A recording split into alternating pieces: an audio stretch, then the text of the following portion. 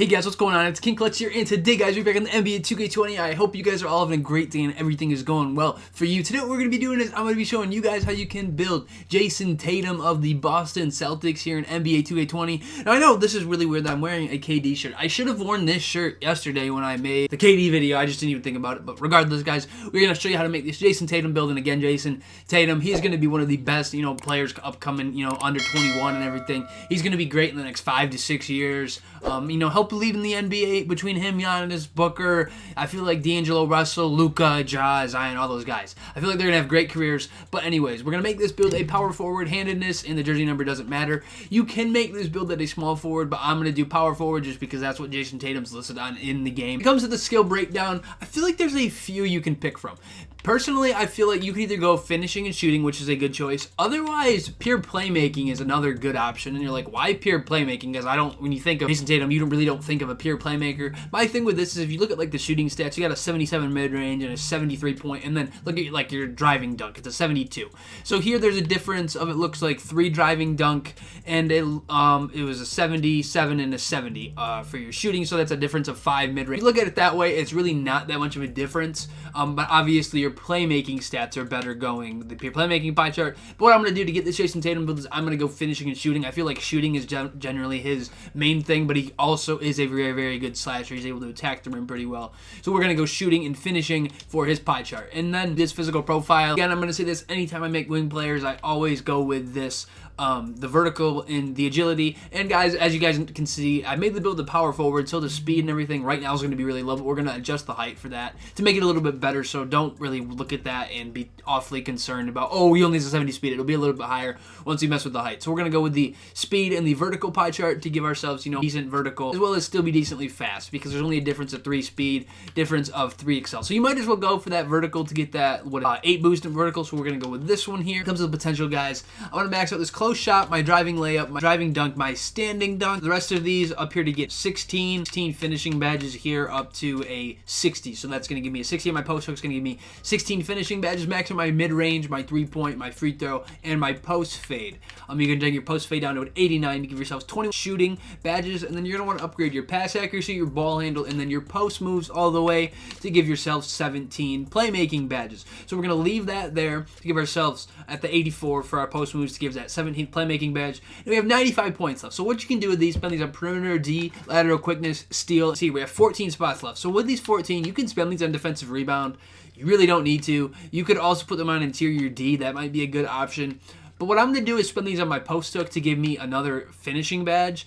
I just feel like that is a little bit better, and you can see if you can tweak with this a little bit to give yourself 18, which I feel like is the best thing to do. And then realistically, you could even make an argument to, lower the steal even more, because your steal rating really doesn't seem to matter in 2K, and just spend more of those points on your post hook to get more finishing badges. But what I'm going to do is just leave it how it is here. At that 77 to give me those badges, but you could definitely change that around. And then this is going to give us 18 finishing badges, 21 shooting, 17 playmaking, and 1 defensive. Now I wish we could get more defensive badges, but trying to get an offensive wing is kind of hard to also get the defensive badges. It just 2K made it extremely difficult to get somewhat sort of a balanced wing player. But we're going to go with this, guys. And now when it comes to the body shape, again, this doesn't matter. I feel like what defines Jayson Tatum would maybe be defined or compact. I'm just going to go with compact, but again, this doesn't really matter with your player. Now for the height, guys, I know Jayson Tatum is listed as 6'8", but what I'm going to do is make this build 6'7", so we can get that extra boost to speed, like our driving dunk, our shooting stats as well. I just feel like you're better off going the 6'7", because it also improves your ball handle. It's going to give you a 70 ball handle, which will help get you some other dribble moves. So it's just better off going 6'7" over 6'8" just to get a better overall player. And it'd be better to play with, because the way that 2K made it with 6'8" players this year, it's almost extremely hard, and you have to build it extremely right, pick a right pie chart and everything to get an actual build that's somewhat decent at 6'8". So I'm just going to go with this 6'7" height. Comes with the weight, Jayson Tatum online, he's listed as 210, but I'm just going to make the build 218. I'm going to leave it in the middle because I don't want to take any hit to our strength. I feel like your strength is somewhat important with this build, because you don't want to be able to get bodied. You want to be able to somewhat push people around, and thinking about it being 6'7", you're still 2 inches taller than most guards, which are 6'5". So this should help you get that little boost, you know, posting people up and things like that. And my thing with this is also, with being 6'7", I know it's listed as a power forward, but you're going to be most likely running this as a 2, I would imagine, because you probably have a main center that's like 7 foot or 6'9". So by having them there, you should be fine and not really have to guard centers that often. But we're going to make that build 218. And for the wingspan, I'm just going to go ahead and minimize it. I feel like minimizing it for this build is important because you want to get as good of shooting stats as you possibly can. So that'll give us an 82 mid-range and an 81 3-point with that minimum wingspan. And then we'll get these 4 takeover options. We'll get spot-up shooter, post scorer, slashing, and playmaker.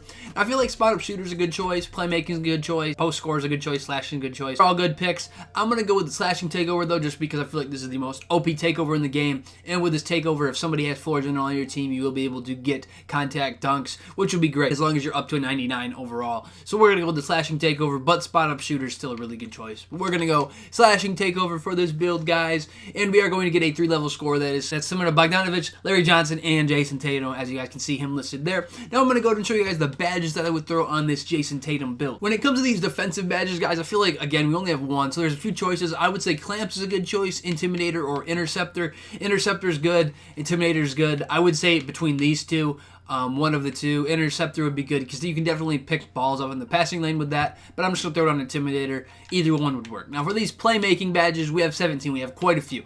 So I'm going to throw these on Quick First Step. I'm going to put Unpluckable up to silver. Now I'm going to put Bailout up to silver, so if we get a bad layup attempt, we can pass out of that. Now I'm also going to put Post Spin Technician up to gold, so we can, you know, do some, you know, fakes in the post and things like that. We're going to put Dream Shake on gold, just in case we want to do some post moves. I want to put Downhill on silver, and then Break Starter on silver. Now again, you don't need to use Break Starter. I could say you could use maybe Needle Threader or Lob City Passer if you'd like, but these are just some suggestions of what I would do for these playmaking badges, guys.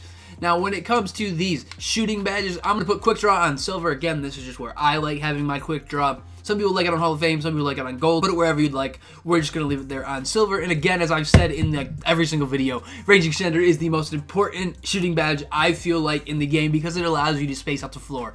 If you were running this build per se at the 3, by having this, having someone to run out and guard you is such a huge advantage because then that opens up driving lanes for everybody else. So we're going to throw Range Extender up to Hall of Fame. I feel like that is a no-brainer. We're going to put that on there. Now, I'm going to put Catch and Shoot and Corner both on bronze just to have those. Again, that's kind of my opinion. I like having those badges. I think they're good. I'm going to put Deadeye on silver just so we're able to, you know, have a better chance of making our shots if someone's closing out on us. I'm going to put Hot Zone Hunter up here. And then Green Machine is on up to silver. Now we got 6 left. There's a multitude of things you could do with this. You could claim, oh, Jayson Tatum needs clutch shooter, but I'm not going to put that on this. It's kind of a pointless badge, I feel like, unless you're playing Rec, but we're not going to use it. Now I'm going to put deep fades on here, and again, you don't need to use deep fades. If you don't want to shoot fades, don't use deep fades, but I'm just going to leave it there. Then I'm going to actually take Hot Zone Hunter up to Hall of Fame, and then throw Volume Shooter up to gold, because they're probably going to be shooting a lot with this build. But some other good shooting badges, you can honestly hire a lot of these up, but if they're Catch and Shoot, Corner, Deadeye, Deep Fades, whatever you'd like, you could hire some of them up if you do not want to use Volume Shooter. You could use Pick and Popper or Slippery Off Ball, or some other good choices. When it comes to these finishing badges, Contact Finisher on Hall of Fame is a must. That's a no-brainer. You're going to want it. Now, I'm going to put Giant Slayer up to gold just because we're going to be finishing up against taller players, being 6'7", so we're going to use that there. Now, I'm also going to put Relentless Finisher here onto silver just so we're able to finish at the rim a little bit better. Same thing with Slithery Finisher. I'm also going to put Consistent Finisher up to silver. Now, you don't actually have to put Slithery up to gold. I just did that by accident. We're going to also throw Fancy Footwork up to silver so we can get the hop and Euro step animations. Then we're going to get Acrobat up there so we're able to make those a little bit better. Now, we have this 1 point left. There's a few things you could really do with this. You could put on Back Down Punisher if you want to be shooting a lot of fades. You could put them on Lob City Finisher if you want to be catching lobs and you seem to be having trouble catching them. That's a good one to use.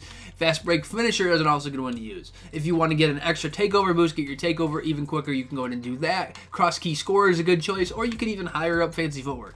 There's so many things you could do with these, and these are just some of my ideas of what you could do. I'll just throw Fancy Footwork up to gold, though. But there's a multitude of things you could do with those finishing badges, guys. I hope you guys enjoy this NBA 2K20 player build of Jayson Tatum, guys. And if you guys want to see more of these, please subscribe to the channel. We're going to be having a bunch more of these. I think I did the math, and it said like 2K21 is going to come out in like 34 days. So I don't know how many more build videos for 2K20 I'm going to have. I'm going to keep doing them until probably the prelude comes out is what I'm imagining. We're going to keep doing the player builds. And then it'll probably take me a day or two to get used to the player builder for 2K21, but I'm not expecting it to be entirely different on current gen. The next gen is where I'm expecting it to get a lot different. But anyways, guys, it's been King Clutch here. Hopefully you guys enjoyed the video. Anyways, have a great rest of your day, and peace out, guys. Thanks.